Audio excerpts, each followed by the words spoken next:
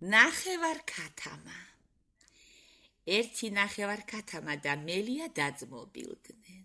დაადგნენ გზას. გზაში მელიამ ნახევარქათამა გააბრაზა. ნახევარქათამამ უთხრა, გაჩერდი მელიავ, თორემ ჩაკლაპავო. მელიამ გაიცინა, აბა ჩამკლაპეო. გაახო პირი ნახევარქათამამ და მართლაც გადაყლაპა მელია.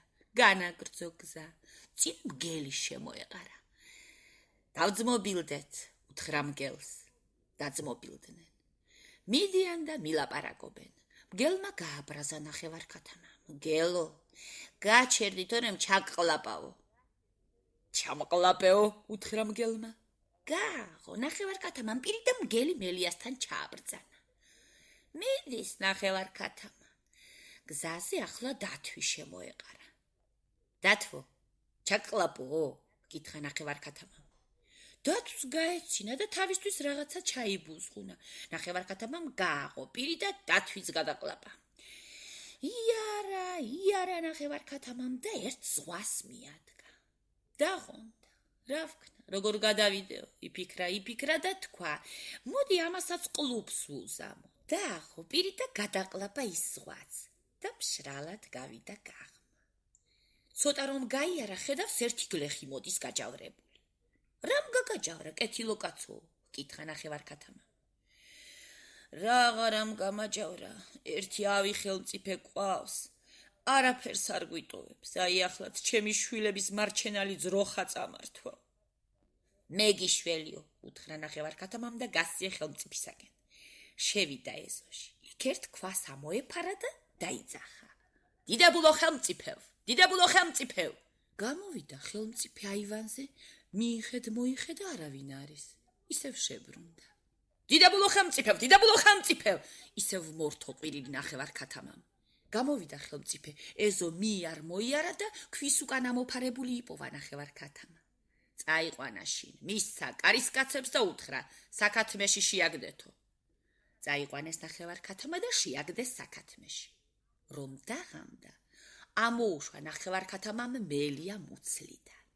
მელიამ მთელი ქათმები დაჭამა და თავის გზაზე წავიდა. შევიდნენ მეორე დღეს კარისკაცები საქათმეში, ნახეს არც ერთი ქათამი აღარ არის. დაიჭირეს ნახევარქათამა და შეაგდეს საბატეში. რომ დაღამდა, ახლა მგელი ამოუშვა ნახევარქათამამ.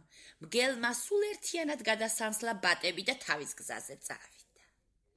შევიდნენ მეორე დღეს კარისკაცები საბატეში, ნახეს ერთი ბატიც კი აღარ არის. დაიჭირეს ნახევარქათამა და ახლა ფარეხში დაამწყდიეს. ეგებ ცხრებმა გაჭყლიტონო. მაგრამ რომ დაღამდა, ნახევარქათამამ მუცლიდან დათვი ამოუშვა. დათვმა დაჭამა ცხრები და თავის გზას გაუდგა. დილით ხელმწიფემ ისევ გაგზავნა კარისკაცები. ნახეთ ერთი მეშმაკმა რა ქნაო. შევიდნენ, ნახეს ცხვარიც აღარ არის, აღარც ერთი. გაჯავდა ხელმწიფე და ბრძანა, დამიკალით, შემიწვით და სადილად მომართვითო.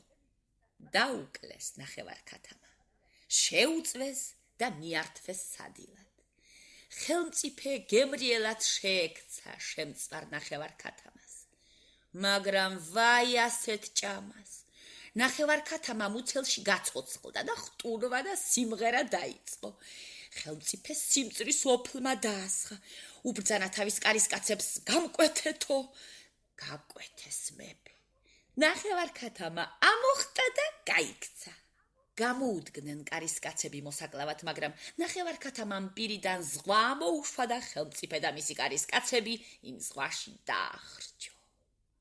მას მერე იმ ქვეყანაში მეფე აღარ იყო და ხალხი ტკბილად და თავისუფლად ცხოვრობდა.